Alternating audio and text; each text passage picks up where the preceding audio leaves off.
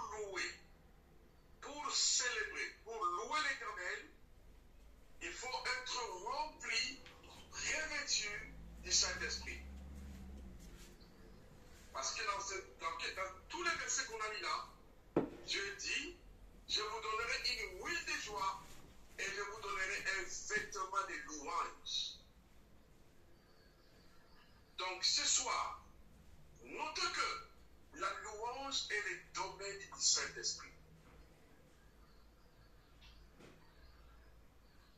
Et quand l'Esprit de Dieu tombe sur vous, Dieu dit, il ôte le vêtement de deuil et il vous donne une huile de joie et un vêtement de louange. C'est pourquoi les cours sur la louange étaient l'enseignement profond et dynamique. Donc nous allons étudier 4 points dans ces cours aujourd'hui. 4 points. Premier point, nous allons parler sur l'adresse de Dieu. L'adresse de Dieu. Premier point, adresse. L'adresse de Dieu.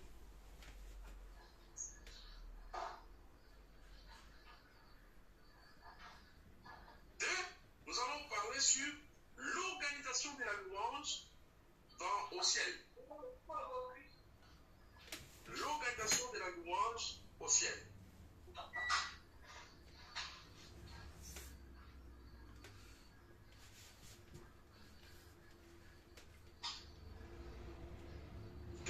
L'organisation de la louange au ciel.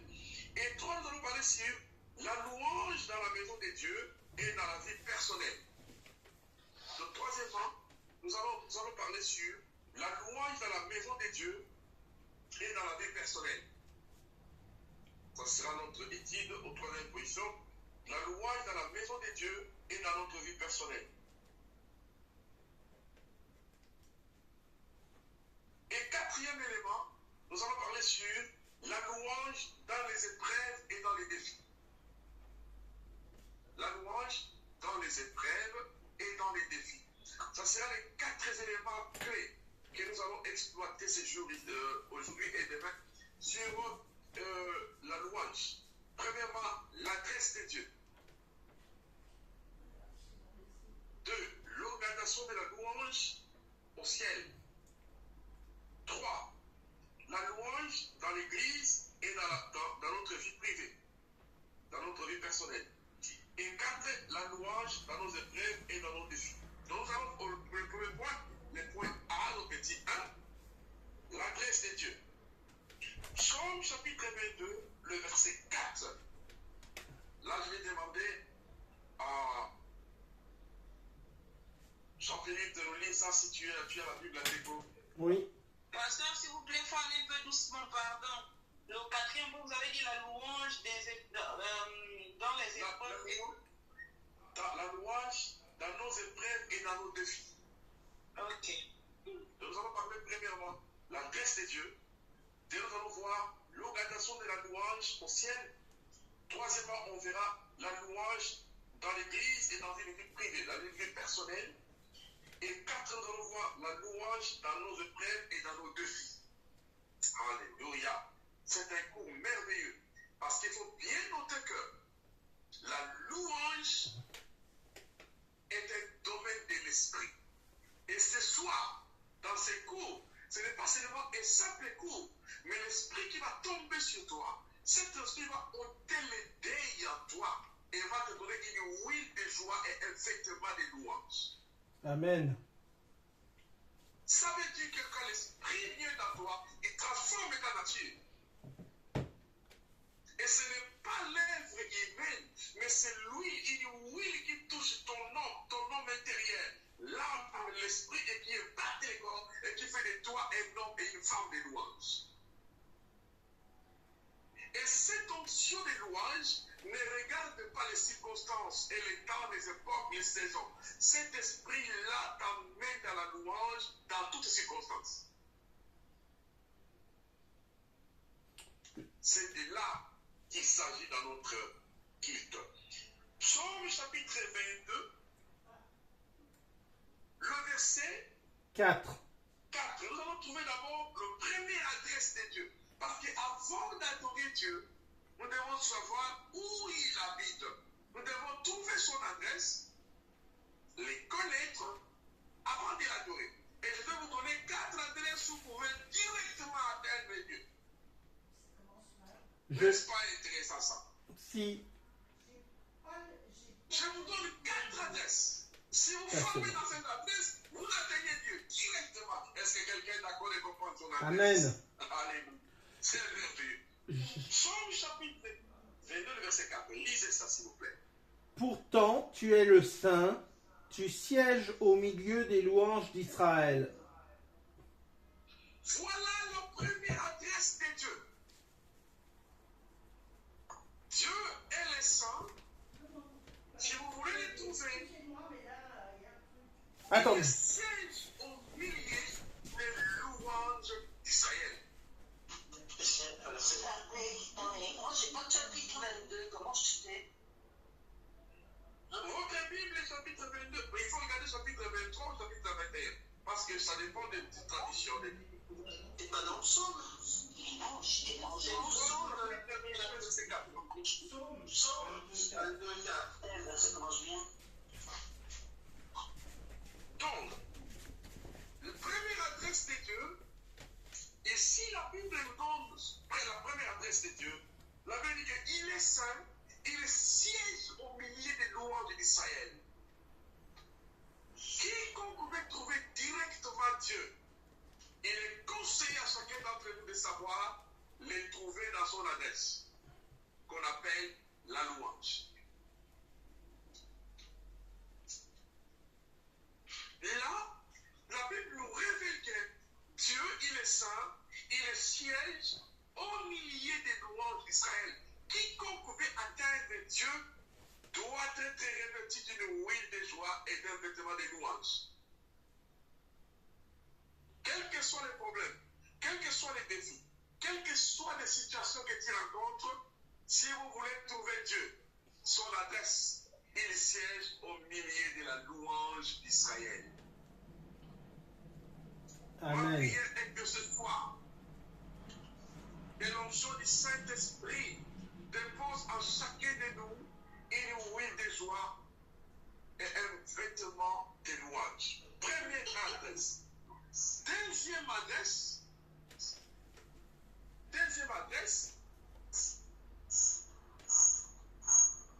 Jean chapitre 1, verset 1 à 3. Jean chapitre 1, verset 1 à 3. C'est la servante Aïcha, lisez-nous ça, s'il te plaît.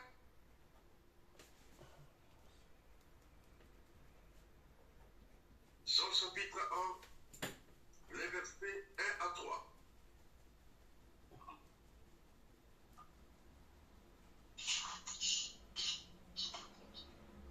Je lis la parole de Dieu dans Jean chapitre 1, verset 1 à 3. Donc, au commencement était la parole, et la parole était avec Dieu, et la parole était Dieu. Verset 2. Elle était au commencement avec Dieu. Verset 3. Toutes choses ont été faites par elle, et rien de ce qui a été fait n'a été fait sans elle. Donc la parole. Donc comprenez que Dieu est dans sa parole. Deuxième adresse de Dieu, si vous voulez trouver Dieu, trouvez-le dans sa parole. Et notez bien, la prière la plus puissante qui perce le cœur de Dieu est celle qui rappelle à Dieu ce qu'il a dit dans sa parole. La prière la plus puissante est une prière est celle qui rappelle à Dieu ce qu'il a dit dans sa parole.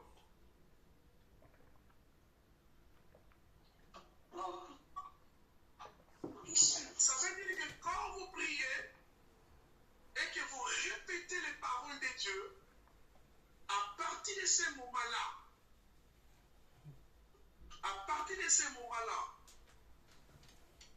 vous touchez l'adresse de Dieu.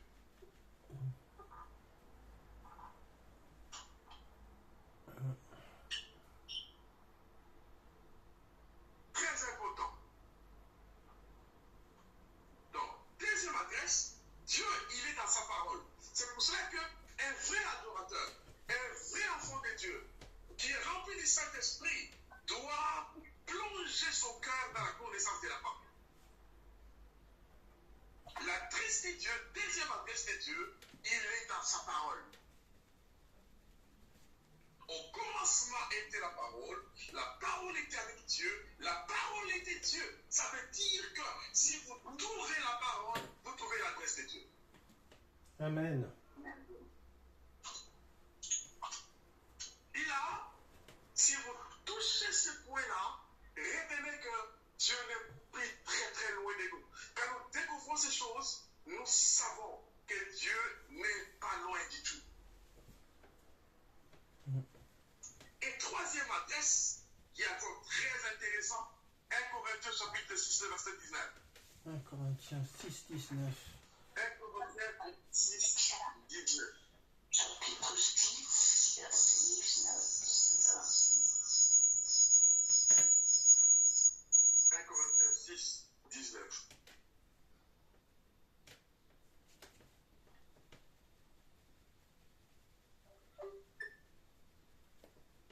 Corinthiens 6, 19.